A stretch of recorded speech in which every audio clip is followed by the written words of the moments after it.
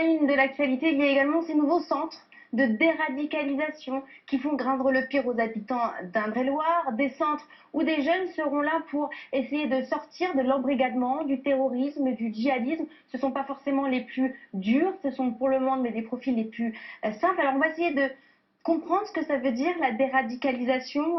Bonsoir Amélie Chély. Bonsoir. Merci d'être avec nous. Vous êtes chercheuse à l'EHESS, au CNRS, au CADIS.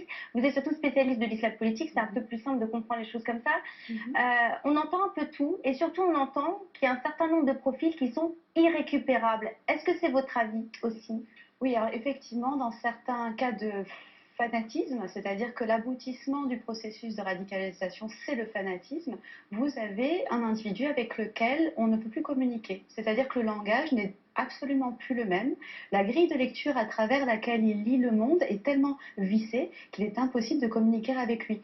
Un grand chercheur, un grand sociologue, Farhad Khosrow-Khabar, a d'ailleurs déterminé 3 types d'individus radicalisés et le premier groupe sont justement ceux-là pour qui on n'a absolument plus aucun espoir et la seule alternative serait peut-être une surveillance policière extrêmement importante et rien d'autre, parce que pour l'instant, on ne voit absolument pas si un arsenal de psychologues, d'islamologues, éventuellement de sociologues, pourrait venir à bout de cette conversion de l'esprit pur et dur.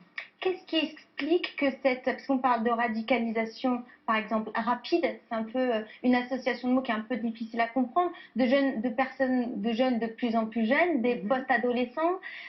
Comment on fait pour les extraire de cette réalité qu'ils considèrent comme normale à un âge où on n'a même pas encore construit le monde qui est autour de nous? Alors, bon, il y a des choses à différencier. La radicalisation rapide, ça peut même arriver à quelqu'un qui n'est pas si jeune. C'était notamment le cas du meurtrier de Nice. Alors, on a dans ce cadre-là de radicalisation rapide, des gens qui ont plutôt besoin en fait de réussir leur mort parce qu'ils ont raté leur vie, c'est-à-dire la radicalisation rapide qui n'aboutit pas d'ailleurs généralement à un fanatisme, c'est bien plutôt pour laver leur vie de petits délinquants ou une vie ratée selon eux, de labelliser en quelque sorte du sceau d'un bien moral tout ce qui était répréhensible selon eux dans leur passé. Après, la jeunesse, c'est encore autre chose. Il y a énormément de types différents de jeunes qui peuvent se retrouver là-dedans. Alors bien évidemment, le gros des troupes, c'est la jeunesse désœuvrée des banlieues.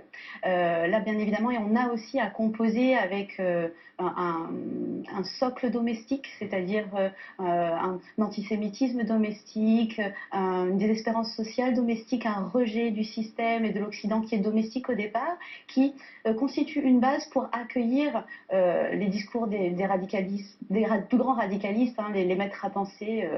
Parce que ce que vous pointez du doigt dans votre analyse, c'est de dire c'est aussi des réseaux, que ce soit de l'ordre de la famille, de la bande d'amis. À chaque fois qu'on démantèle ou qu'on tire la ficelle, on se rend compte que Daesh a un peu colonisé la pensée d'un petit groupe et a prospéré et a un peu grandi tel un escargot en diffusant une idéologie tout autour. Résultat, après, ils sont un peu prisonniers de ça. Oui, mais pas que. On sait qu'Internet peut jouer un très très grand rôle dans certains cas. Le caméra, par exemple, où l'entourage a joué un rôle, certes, mais au départ, c'est lui dans sa chambre, avec un instrument pour lequel les parents sont illettrés.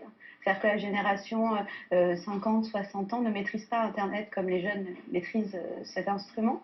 Et tandis que, effectivement, en règle générale, de façon beaucoup plus répandue, c'est les réseaux de copinage et surtout les fratries.